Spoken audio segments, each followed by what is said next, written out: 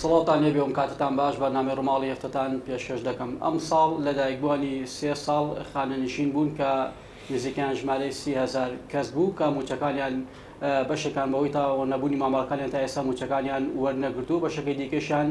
لە چاوەڕوانی وەرگرتنی موچەکانیانن.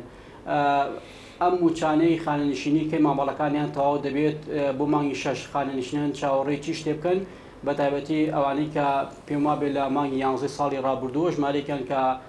هیچ بڕە موچەیەکیان وەرنەگرتووە، تەواوی دۆسەکانیان بەکوێ گەشتووە. حتمما لەگەڵ هەموو ئەمانە کۆمەڵی وردەکاری دیکە سەبارەت بە یەخستنی یاسای خانەنشینی لە نێوان عێراق و هەرێمی کوردستان دەبێتە تەوەڕ و وەڵامی زیاتر لە میوانەکەم بەڕێز مامۆستا سادق عوسمان گوتەبێژی یەکێتی خانەنشینانی هەرێمی کوردستان وەردەگرم. مامۆستا سپاس بۆ ئەم دەرفەتە. زۆر سپاس بە ئێوەش کاک ئەرسەلان. ئەو پێنج موچەی کە بڕیار بوو ئەم مانگە خانەنشینان موچەکانیان وەربگرن بەسەریەکەوە، ئەم پێنج موچەیە دابەشکرا لە مانگی پێنج. بەناوی خوای بەخشندەی میهرەبان، سڵاو لە بەڕێستان و لە بینەرانتان و بیسەرانتان. بەڵێ ئەو پێنج موچەیە کە ناوی خانەنشینەکان چوو بۆ لیستی مانگی پێنج موچەیان بەسەریەکەوە سوپاس بۆ خوا وەرگرت. ئەوە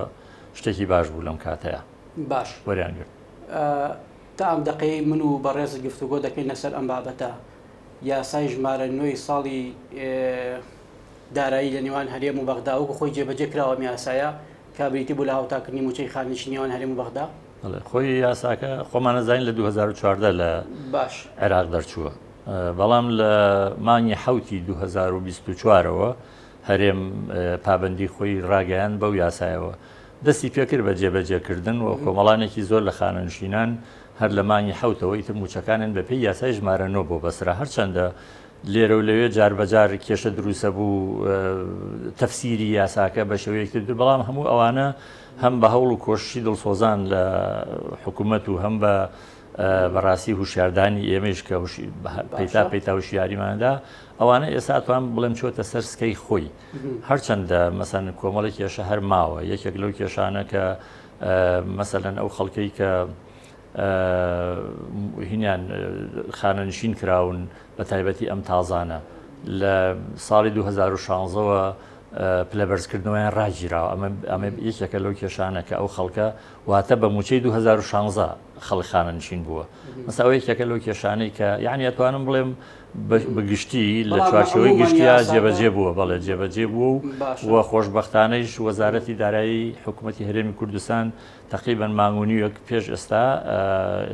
ڕێنمایی تایبەتی دەرکرد سەبارەت بە شێوازی جێبەجێکردنی یاساکە و وردەکاریەکانی. بەڵێ ئێستا هیچ گومانێ نەماوە لەوەی کەوا حکوومەتی هەرێم بە تەواوی پابەندە بە جێبەجێکردنی یاسای ژمارە 9. باشە بەپێی یاسالویەکە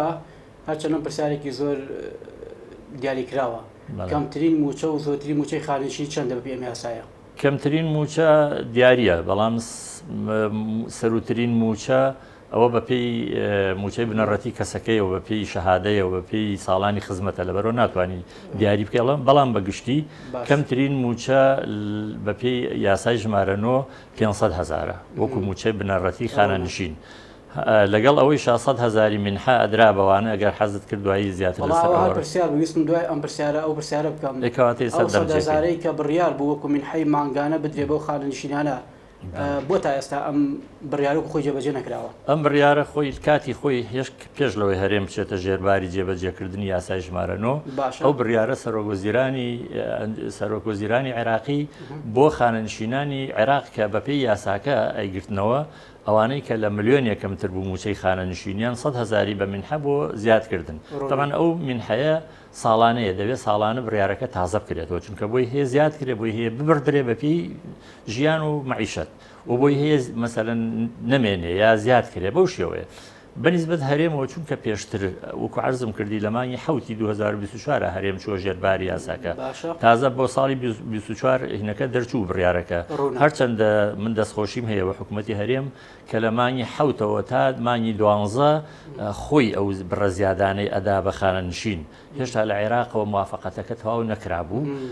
ئەو 100,000ێشی ئەدا. بەڵام دوای مانگی 12 کە چوینە مانگی یەک و تەواو مەسەلەکان ساغ بوونەوە کە ئیتر لە عێراقەوە حسابەکرێ بۆ خانەنشینان ئەو 100 هەزارە نەما چونکە دەبوو عێراق بیدا بەڵام بەداخەوە عێراق تا ئەو کاتە بڕیارەکەی هەر بۆ ناوە یعنی بۆ غیری هەرێم بوو دەبوو لە مانگ یەکا بڕیارێکی تایبەتیش دەرکا بۆی شمولی خانشینانی هەرێمیش بکە ئەمە این نەکرد ئێمە زۆر قسەمان لەسەر کرد بە سوپاسەوە حکوومەتی هەرێم لە ڕێی نوێنەرایەتی هەرێم لە بەغاوە نووسراویان کرد بۆ سەرۆکی ئەنجومەنی وەزیرانی عێراقی و هەندێک لە پەرلەمانتارە کوردەکانی خۆشمان لە بەغا ئێمە لە پەیوەندی بووین لەگەڵیان نووسراوی تایبەتیان کرد بۆ سەرۆکوەزیرانی عێراقی ئەمە کەی کەوتەمانی دوو بەڵام ئیتر چاوەڕێی جوابیان کرد و جواب هەر نەبوو من بۆ ئەوە بیلموناسەبە ئەوە بڵێم ئێستا کە یەکێک لەو پەرلەمانتارە بەڕێزانە لەم مانگی حوتەیە نووسراوێکی تەکیدی کردەوە بۆ سەرۆکوەزیرانی عێراق و من کە پەیوەندیم کرد لەگەڵی وتی نووسراوەکەم نووسی و سوورەتی نووسراوەکەی بۆ من نارد هەر ئەو ڕۆژە کە نووسراوەکەی ناردبوو هەر ئەو ڕۆژەی بینی بوو سەرۆکوەزیرانی عێراق خۆی بە شخصی بینی بوو پێی وتبوو توی بەڕێز ئەوە مافێکی مکتەسەبە بۆ خانشینانی عێراق خانشینانی هەرێم بۆچی ئەبێ جیاوازی هەبێت لە نێوان خانەنشینێکی هەرێم کە بەپێی دەستور و بەپێی بڕیارەکانی محکەمەی ئیتیحادی نابێت جیاوازی بکرێت لە نێوان هیچ دوو هاوڵاتی یا هیچ دوو موچەخۆرێک لە هەرێم و لە ناوەندا بڵین وەڵامەکەی ئەو لەسەر نووسراوەکەی نووسیوە و من سوورەتی نووسراوەکەی بۆ ناردم نووسرا بوو کتاب بکەن بۆ وەزارەتی دارایی یان لە دیوانی خۆیانەوە بۆ بەیانی ڕەئی خۆشبەختانە پێرێ بەسەر پێرێ سوورەتی ئەو کتابەیشی بۆ ناردم کە کتابیان کردووە لە ئەنجومەنی وەزیرانەوە لە 26 حوتا کتابێکیان کردووە بۆ وەزارەتی دارایی ئەڵێ لە ئیتیخاذ ما يلزم بصدد ئەو 100 هەزارە یعنی بە دارایی وەک چۆن بە شێوەیەک لە ئەمر و بە شێوەیەک لە ڕوونکردنەوە داوایان کردو ئێستا تۆپەکە چۆن وڵی لە ساحی وەزارەتی دارایی عێراقایە هەرچەندە بە بۆچی وەڵامەکەی چییە هێشتا وەڵاممان دەست نەکەوت بەڵام منەوەکو خۆم گەشتبینم ومێدەم هەیە چکۆ مافە ئەوە حەقە نابێت جیاوازی هەبێت وەکو خۆی جێبەجێ بکرێ بڕیارەکەی حکوومەتی عێراق بەڵێ وەزارەتی دارایی عێراق پابەندە بەوەی کە ئەم من حێ لە مانگی چەنەوە بە خانشینە سەرف بکات ئەگەر وەکو عێراق حساب بکەن ئەگەر ڕاست بکەن ئەبێ لە مانگی یەکەوە حسابی کەن لە مانگی 2025ەوە بەڵام ئیتر ئەوە کێشەکانی بینی هەرێم و بەغدا خۆتەزانی کێشە لەسەر کێشە دروستە بێت جاری وایە شتی گەورەتە دروستە بێ بەداخەوە یعنی بەڵام ئێمە وەکو مدافعێک لە حەقی ئەو خەڵکە فەقیرە بەڕاستی هەر لەسەر خەتە بین وەکو خۆم مێدەم هەیە ساوە تێگەشتم بە هەموو پێوەرەکان ئەوەی بۆ موچەی خانشینی کرا لە هاوتاکردنی ئێوە باوڵێکی باش و بە دەستخۆشێکی باشی بۆ حکوومەتی هەرێم لە قەڵەم ئەدەن کە هەرکەس ئەم ڕۆڵی بینی بێ لەم بابەتە بەڵێ خۆی طبعا بەبێت تەنسیق لە نێوان حکوومەتی هەرێم و حکوومەتی فیدراڵا ئەم شانە ناکرێ هەرچەنە ئێمە وەکو ئەوەی کە حکوومەتی هەرێم بەرپرسە لە ئێمە و ئێمە هاوڵاتی هەرێمی کوردستانین هەموو گلەیەکانمان و هەموو داواکانمان لە ساڵانی ڕابردووە هەرڕوو لە حکوومەتی هەرێم بوو بەڵام بە هەر حاڵ وەکو کابرا لە هەرچەند درەنگ بوو بەڵام باش بوو ئیتر ئەوە ئێستا کە حکوومەتی هەرێمیش لەگەڵ حکوومەتی عێراق تەنسیقی تەواوی هەیە ئیتر ئەبێ حکوومەتی هەرێم بەڕاستی داکۆکی کار بێ لەسەر مافی هاوڵاتیانی خۆی چونکە ئەگەر ڕەفاهیەتی ژیان و ئەگەر بازاڕەکانی هەرێمی کوردستان و ئەگەر موچەخۆری هەرێم ببوژێتەوە و گیرفانی پڕ بێ لە جیاتی ئەوەی خەڵک لە ناوەڕاست و خواروی عێراقەوە بێن پارە لای ئەمە خەرجکەن ئەمەش پارەمان پێ ئەچین لە شوێنان خەرجیەکەین ئەمە سەربەرزیەک و دەستکەوتێکیشە بۆ هەم بۆ حکوومەتی خۆمان و هەم بۆ خەڵکی خۆمان و هەم باوڵێن ڕێگەیەکی ئاشکردنەوەی میلەتی شەبڕاشی میلەت کە گلەی هەیە کاتێک کە باوک یا بەرپرس خەمی ئەخوا تەعاان وردەوردە گلەیەکان نامێنێ بەڵام گرنگ ئەوەیە هەوڵی تایبەتی بۆ بدرێ و هەوڵی بەردەوامی بۆ بدرێ وە بەڕاستی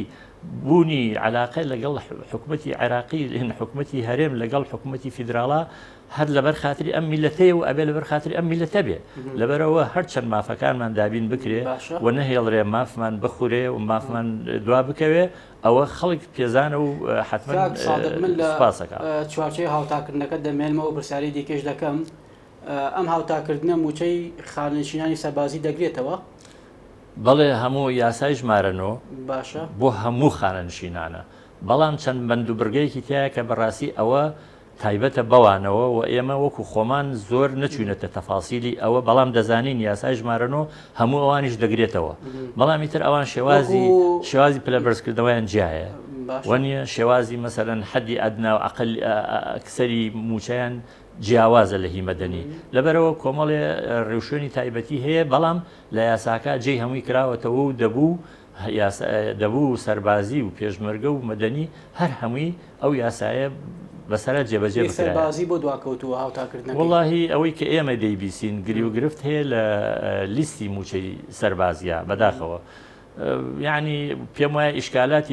ئیشکالاتی زۆرتر کە لە بواری خانەنشینیە هەبێت هی سەربازیەکانەیە مەدەنیەکان کێشیان نییە خزمەتیان دیارە ساڵانی خزمەتیان دیارە تەرفی و علاویان بەڕێک پێکی بەڵام ڕەنگە سەربازی تی کەوت بێوان نەبێ ئەمە بووە بە گرێ و گرفت هیوادارم کە ئەوانەی کە مستحقن من داوا ئەەکەم ئەوانەی کە مستحقن لە بواری سەربازی و پێشمەرگەیشە داوا ئەەکەم کەیسەکانیان بە زووی یەکلایی بکرێتەوە و چونکە بەڕاستی ئەم بەرهەمی کە ئێمە دانیشتوین لێرا من تۆ قسەی لەسەرەکەین بەرهەمی خوێن و عارەقی ئەو پێشمەرگانەیە کە چەندین ساڵ خزمەتی ئەم خاک و خەڵکیان کردووە ئێستا ناکرێ ئەوان ببن بە قوربانی بۆ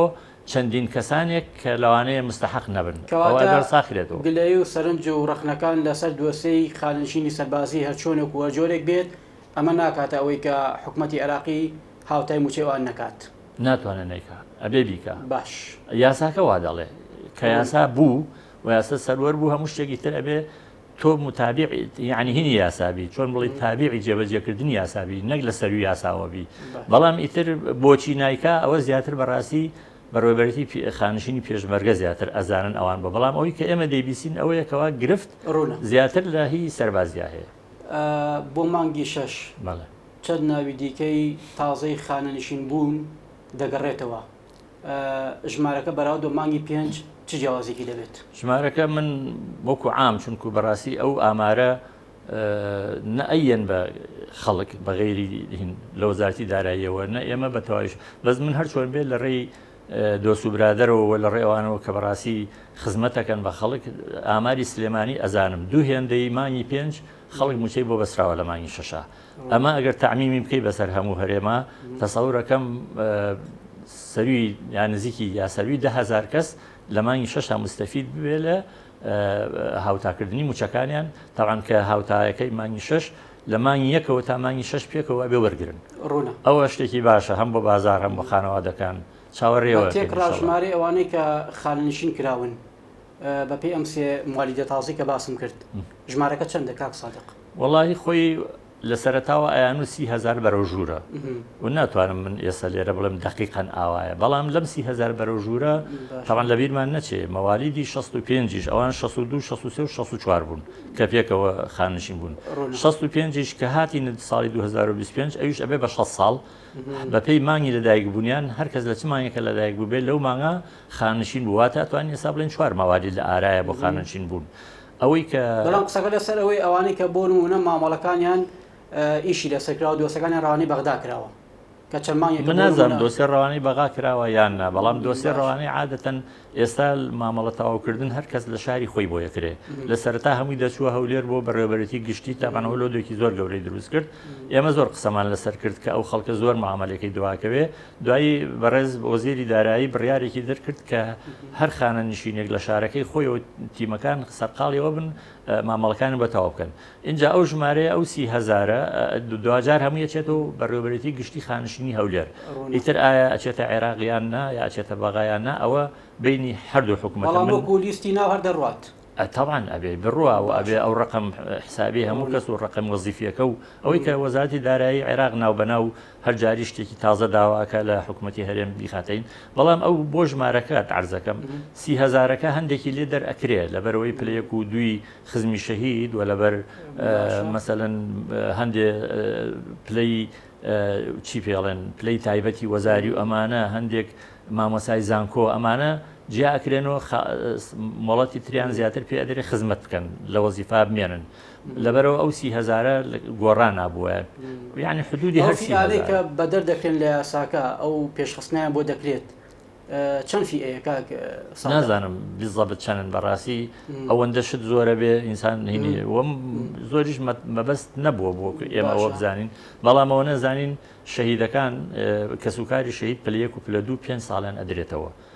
غێری ئەوان 3 ساڵی ئەدرێتەوە وەکو مامۆسای زانکۆ و وەکو هەندێک لە دادوەرەکان و ئەو شوێنانی کە زۆر حساسن شوێنەکانیان پڕ نابێتەوە بە ئاسانی هەتا کادیری تر پێ ئەگەیەنرێ ئەوانە جێی خۆیەتی خۆی بەڕاستی بێت دەوڵەت ئاوا بیرکاتەوە ئەوە بیرکردنەوەیکی باشە بۆی کەوا دام و دەستگاکان ئیشیان بەڕێک پێ بە هەموو فۆرم و شێوازەکان تەمەنی خانەنشینی لێوان هەرێم و بەغدا ڕێکەوتنی لەسەر کراوە تەمەنە یاساییەکە ئەم شەست هات نەخوارەوە بە 6 ساڵە بە پێی مادەیەکی لە دوای هەموارکردنەوەی یاسای ژمارەنەوە لە عێراق لە 2009 بە 19ەوە یاسای هەموار دەرچوو هەموار کرایەوە بە پێی ئەو هەموارە کرا بە 6 ساڵ ئێستا لە عێراقی شەهر 6 ساڵە و داوایش کرا هەرێم کردی بە 6 ساڵ بەڵام یعنی قسە کراوە لەسەر ئەوەی کە جارێک بچێتەوە 63 ئەم مەوزوعە لە پەرلەمانی عێراقی قسەی لەسەر کراوە و کراوە بە پرۆژە یاسا و نێردراوە باش ئەگەر بڕیارێکی لەم شێوەیە من پێم خۆشە بێتەوە بە 63 بۆ لەبەرەوەی خۆی ئەگەر کردن بە 6 بوار دروستکە بۆ خەڵک بۆ ئەوی کەوا گەنجان بێنەکایەوە ئەو شتێکی زۆر باشە بەڵام ئەگەر خەڵک تەعین نەکرێ نەچێتە جێی ئەوانە بەڕاستی 63ەکە چونکە خەڵکێکی زۆر خاوەن خیبرە خاوەن ئەزمون خاوەن توانە ئەبێ دەست لە وەزیفە هەڵگرێ وەیسا لە عالەمە نەک 63 لە زۆربەی وڵاتەکانە 65 ساڵە يعني سنی قانونی بۆ تەقاوتکردن 65 ساڵە لا ئێمە 63 معقول بوو بەڵام ئیتر ئەوە بۆچی کرا بە 6 لەبەرەوەی بوار بڕەخسێ بۆ تەعینکردن و دامەزراندی ئەگەر بۆ ئەوە بێ خۆشتێکی باش ئەو هەموو گەنجەمان ژمارەیەکیان هیچ نەبێدا ئەمەزرێن و لە ئیسفادەیەکە لە اختصاصات نیەت و مەبەستی حکوومەتی عێراقی لە هەموارکردنەوەی یاساکە چییە بۆ نمونە لە پەرلەمان فشاری هین بوو فشاری جەماوەر بوو ئەوە بوو ساڵی 2010 و 20 ئەمانە لە بەغا مزاهرات بەردەوام بوو لە ساحەی تەحریر بەردەوام بوو یەکێک لە داواکانیان ئەوە بوو کە دەبێ ئەم گەنجانە تەعین کرێت تەبانەوانش بیریان لێ کردەوە چۆن ئەو هەموو تەزەخم دروستە بێ لەبەرەوە سنی هینیان هێنایە خوارەوە لە هەموارکردنەوەیەکە ساڵی تەقاوتن کردیان بە 6 طبعا ئەوە دیارە وەقەتیشە ڕۆژ لە ڕۆژان ڕەنگە بچێتەوە هەر 63 بەڵام تا ئێستا هەر 60ەکە لەبەر ئەوە بوو ئەو کردیان بە 6 ئەجنا ضرورەتێک نەبوو غەیری ئەوە باشە کەواتە ئەگەر پێم بڵێ ئێستا یعنی وەکو گرفتەکان گرفتێکی ئۆتۆنۆمەوە لەگەڵ حکوومەتی عێراقیدا بۆ بابەتی موچەی خانەنشینی مۆڵەتی کۆکراوەی موچە چییە وە جیاوازی ئەم موچەیە لەگەڵ پاداشتی خزمەتی کۆتایی ڕاژە چییە؟ خۆی ئەو کەسێک کە خانشی نەبێ باشە بە پێی یاسای ژمارەنەوە تەمان لە یاساکەی کە لە هەرێما بوو ئەم دوهینەی تیانە بوو ئەمریکای سامنەیڵێم بەڵام بە پێی یاسای ژمارەنەوە دوو جۆر لە پاداش هەیە پاداشتی یەکەم کە پێشتر ئەوە هەر هەبووە لە هەرێمیشە پاداش یەکەم ئەوەیە کە ئەو کەسی خانشی نەبێت لە فەرمانگەکەی خۆیەوە مستحقی 6 موچەی بنەڕەتی ئەبێ تەنانەت بۆ مامۆسا ئەگەر لە فترەی عوتڵا خانەنشین بێ مامۆسا دوو موچەی تریشی لەگەڵا بێتە 8 موچە بۆ مامۆسا ئەمە پێوترێ موچەی مۆڵەتە کۆکراوەکانی زمانی خزمەتی ئەو کەسە ئەمە هەر کەس فەرمانگەکەی خۆی لێ بەرپرسە واتە تۆ لە خەزانەی گشتی کە بەشی وەزارەتەکان تەوزیع ئەکرێ هەر وەزارەتێ فەرمانگەی خۆی بەرپرسە لەوەی کەوا ئەم مۆڵەتە کۆکرا ئەم موچەی شەژمانگە بدرێ بم خانەنشینان ئەوە جۆرێکە لە مۆڵەت ئەوە بۆ هەموو کەسێکە کە خانشین بێ بەشی دووهەم لە پاداشت پێ ئەوترێ پاداشی کۆتاییهێنانی خزمەت واتە ئەو کەسە 30 ساڵ 35 ساڵ 40 ساڵ خزمەتی کردووە مافی ئەوەی هەیە کەوا موچەیەکی باش وەرگێ کە هەم وەکو تەعویزێ بێ بۆ ئەوەی کە ئێستا ئەو موچەکەی شتێک هەر کەمەکە لە چاو وەزیفەیە و بۆ ئەوەی کەوا ژیانێکی تازە دەست پێ بکاو بینای خۆی بکاو یا بۆ سەفەر یا بۆ ئیتر هەرچی بێ مافێکی خۆیەتی ئەوە پێوترێ مۆڵەتی کۆتاییهێنانی خزمەت ئەمەیان شمولی ئەو کەسانە ئەکا کە 25 ساڵ و بەرەوژوور خزمەتیان هەبوو بێ 25 ساڵ بەرەوژوور خزمەتیان هەبێ یەک ساڵ بە تەواوی دەرماڵەکانەوە ئەبێ بدرێ بەو کەسەی کە خانشی نەبێ ئەمە لەیەکی خزمەتی مەدەنی مەڕێکخراوە بڵێ ئەمە لە عێراقا لەگەڵ هەرێما وا ڕێکەوتون کە لە یەکی 2025ەوە ئەم پارەیە حکوومەتی عێراقی ئەچێتە ژێرباری و ئەبێ بیدا تا ئێستا نەدراوە ئیتر من ناتوانم بزانم نازانم ئایا لیستەکان نەچوەتە بەغا ئایا لە بەغا ممانعەیە هەیە ئایا مماتەڵەکە بۆ چییە ئایا ئەڵێن پارەمان تەخسیز نەکردووە لە میزانی ساڵەکانی 24 کە ئەوانە مبەڕیر نین ئەگەر وایش بە هەر قەرزە لە سەریان پێویستە ئەوە لە حکوومەتی عێراقیەوە بدرێ بە 12 موچە بە کامیلی دەرماڵەوە واتە ئەگەر کەسێ کۆی موچەکەی کە وەریگرتووە 1,400,000 بوو بێ گریمان باشە 12 ملیۆن و 400 هەزاری ئەبێ بدرێ بەو کەسانەی کە خزمەتیان لە 25 ساڵ و بەرەژوورایە. چەند فەرمانبەر ئامادەیە یان شایستەی ئەوەیە کە ئەم 12 موچەی پێ بدرێت؟ وڵا ئەوە ژمارەی ئێسام لەم 30,000 ئەبێ جیاکرێتەوە چەنی 25 ساڵ خزمەتی کەمترە و چەنیشی 25 ساڵ خزمەتی زیاترە. بەڕای من زۆری نەیەکە، چونکە عادەتەن خەڵک خزمەتی ئەگاتە 35 اینجا کاتی تەقاعود بوونیە. ئیتر مەگەر کەسانێ لە دوایەوە دەکان دامەزراوێ خزمەتی کەمتر بێ لە 25 ساڵ. ئینا بەڕای من زۆرینە شمولیەکە، بەڵام ژمارە چەندە ناتوانم نایزانمەوە. باش، لە کۆتایی بەرنامەکە نزیکەمەوە یەک دوو پرسیارێکەکەم سەبارەت بە ئەلکترۆنیکردنی موچەی خانەنشینان. ئاگادارن ئەم هەوڵە بەکوێ گەیشتووە؟ وڵاهی بە دەقیقی نا، چونکە ئێمە لە ڕاستیە ڕێکخراوێکی NGOین، مەسەرەن سەر بە نە حکوومەتی نە هیچ حیزبێک و لایەنێکین کە بتوانین هەندێک وردەکاری وەرگین، تەنها ئەوەی کە بە هەوڵ و جوهدی خۆمان، بەڵام ئەوەی کە ئاگامان لێ حکوومەتی هەرێم چەند هەوڵێکی داوە بە حسابی ئەلکترۆنیکردن و خەڵکانێکی زۆر پێم وایە ناونووسکراون، بەڵام ئێستا لە زۆرێکیش ماوە، خەڵکێکی زۆریش ماوە کە ناونووس نەکرا هەر بە تەریقە کلاسیکەکە موچەوەرەگرن. بە ئەلکترۆنیکردن شتێکی حەزاریە، شتێکی باشە، بەڵام زۆر گرنگە ئەو شتەوا بێت کەوا خەڵک مرتاح بێ، مستەفید بێ، لی مطمئین بێ، متمانەی هەبێ بە ئیشەکە. ئێستا دوو پرۆسە لە ئارایە، پرۆسەیەکیان کە پرۆسەی تەوتینە کە ئەوەیە ئەڵێ حکوومەتی عێراقی ئەو پارەی کە ئەیدا هەرکەس حسابی یعنی پارەی خۆی بخاتە سەر حساببانقی ئەو کەسە خۆی. شێوازێکی تریان ئەمەیە کە هەرێم ئەوەی پێشتر کە لە هەژماری منە پارەکە بەکاشی بدرێتە دەست وەزارەتی دارایی حکوومەتی هەرێم، ئەو مەسەرەن بەشی تۆ یا بەشی من بخاتە سەر سندوق حسابی. ئەمە لەم بینایە ماوە، لە بینی هەردوو لادا پێم وایە هێشتا نەگەیشتنوتە ئەنجام و نەتیجە. بە نەتیجە ئێمە ناو گرنگ نییە لە لامان، ئێمە وەکو خانەنشینان ئەوە بڕیارمانە. فەرمانبەرانی ئێستا مامۆسایانی لە ڕێی هەژماری منەوە نزیکەی 400,000 فەرمانبەر زیاتر موچەکانیان وەردەگرن بەبێ کێشە. خۆ ئێوە هەرکو خۆت باست کرد کێشەکەوەی و خانەنشینێک لە کاتی مانگانەی خۆی موچەکەی وەربگرێت، گرنگەوەیە ناو گرنگ نییە لای من، ناوی هەژمارە، ناوی پێشکەوتوو بێت، سیستمێکی ئەلکترۆنی پێشکەوتوو بێ. گرنگ ئەو منتیقەیە ئەگەر جوانیەکە بوو خۆی پیشان بدرێت، حەقە ناشرینیەکیشە بوو هەوڵی چاکردنی بدرێت. بالفعل ئەوە زۆر گرنگە. حتا من شخصی خۆم باوەڕم پێ بکە، من شخصی خۆم زۆر جار کەناڵ عەرەبیەکان داوای لێ دوانوشتم لێ یەکەن هین مەکەن، هەستەکەم تایان نایە حەزی لە ئیستیفزازە بیکەی، بەس من لە لای ئەوان نامەوێ مەگە شتێک زۆر زەق بێ هەمووی بیزانێ. ئەجنا زەمی حکوومەتی خۆمان یا سوڵتەکانی خۆمان ناکەم لە هەرێما، ئەچم بۆ ئەو شوێنانەی کە تایبەتە بەوانەوە بە حکوومەتی عێراقیەوە. ئەڵێم حکوومەتی عێراقی، حکوومەتی فیدراڵی مەسئولە لەم خەڵکە، پێویستە ئەو حکوومەتی ئومە لە عێراقا، پێویستە ئەو یعنی هاوکار بێ، پێویستە گرو گرفت دروست نەکە، پێویستە میلەتەکەی خۆی نەتۆرێنێ، پێویستە بە دەرەجە دوو سەیری ئەمانە من لای ئەوانەوەڵێم بەڕاستی. بەڵام ئیتر خۆ تۆ دەمی ئەم خەڵکیش بە ئینسان تۆ گرنگەوەی خۆت چاک بکە، وانە ئێستا تۆ گەر مەقاومەت هەبێ، مەناعە بە قووەت بێ، بە 1000 ساڵ لە دەرەوە میکرۆب هەبێ، مەناعەت هەبێ، توش نابی. حکوومەت پێویستە، بەرپرسان پێویستە مەناعی خۆمان بە قووەت بکەین بەچی بەکردەوە. زۆر سپاس بۆ مامۆستا سادق عوسمان وتەبێژی خانەنشینی هەرێمی کوردستان، سپاس بۆ ئەم دەرفەتە، سپاس بۆ ڕوونکردنەوەکانت. سپاس بۆ جەنابشتان، سەربەرزی و سەرکەوتوتان بۆ خوازم. هەربژین مەمنون. بینانانی بەڕێز بەرنامەی ڕووماڵ پێشکەش کرا، کاتێکی خۆش بۆ ملایەک.